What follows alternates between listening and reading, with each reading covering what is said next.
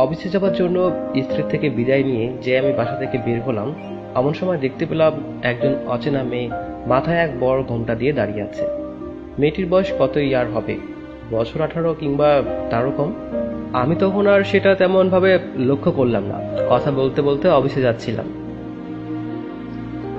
বেশ কিছুক্ষণ পর থেকে আমি অফিস শেষে বাসে ফিরলাম। ঠিক তখনই সেই একই জায়গায় সেই মেয়েটিকে পূর্বের ন্যায় মাথায় ঘোমটা দিয়ে দাঁড়িয়ে থাকা দেখে আমি এবার তার কাছে গিয়ে মেয়েটিকে জিজ্ঞেস করে বললাম, এই মেয়ে, সেই সকাল থেকে তোমাকে আমি আমার বাড়ির সামনে দাঁড়িয়ে থাকতে দেখতেছি, কি ব্যাপার বলো তো? কোনো অসৎ উদ্দেশ্য নিয়ে আমার বাসায় আসনি তো? মেয়েটির মুখে তখনও ঘোমটা দেয়া ছিল। আমার এমন কথা শুনে এইবার মেয়েটি আমাকে বলল, ভাই, আমার একটা কাজের এখন যায় না, আমি দুবেলা খাবার পাইলেই কাজ কইরা দিব। মেয়েটির এমন কথা শুনে আমি তখন ভাবলাম, এ যেন মেঘ না চাইতেই জল পড়েছে।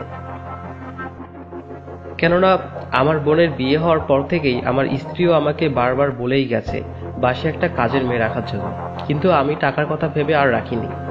এই ঢাকা শহরে কাজের মেয়েদের কাজের পারিশ্রমিকটাও কেন জানি বেশি।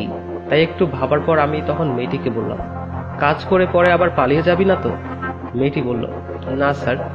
আমি তখন তাতে সায় জানিয়ে মহা খুশি। এমন সময় কাজের মেয়েটিকে নিয়ে আমি যেই বাড়িতে ফিরলাম, অমন সময় বউ আমার সাথে এমন ঘোমটা দেওয়া মেয়েকে দেখে বলল, ছি ছি, তুমি আমাকে ধোকা দিয়ে এই কাকে আবার এনেছো?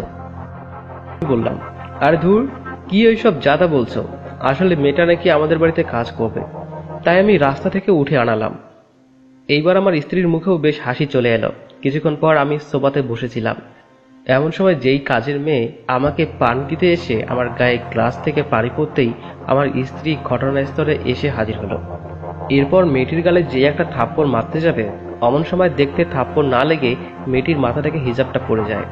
তখন কিছুটা স্বাভাবিক মনে হলো, যা কোনোদিনও সম্ভব না তাই হয়েছে। কেননা মেয়েটি আর অন্য কেউ না, আমারই আপন বোন, যাকে দেখতে পেয়ে আমি বোনটাকে খানিকটা বিস্ময়ে বললাম, বোন, তুই আমার বাড়িতে কাজের মেয়ে হয়ে কেন এসেছিস?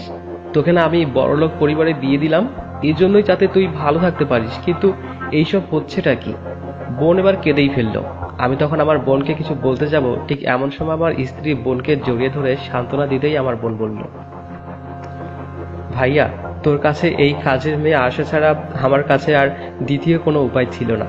তুই তো আমাকে বিয়ে দিয়েছিস শহরের মস্ত এক বড় লোক ব্যবসায়ীর সাথে। তবে ভাইয়া, তুই কি জানিস, যাকে দিয়ে তুই আমার বিয়ে দিয়েছিস তার আসলে আমার আগেও বিয়ে করা 2টা বউ বাসায় আছে। বোনের এমন কথা শুনে আমি যে তখন কি বলবো তা আর বুঝে উঠতে পারছিলাম না।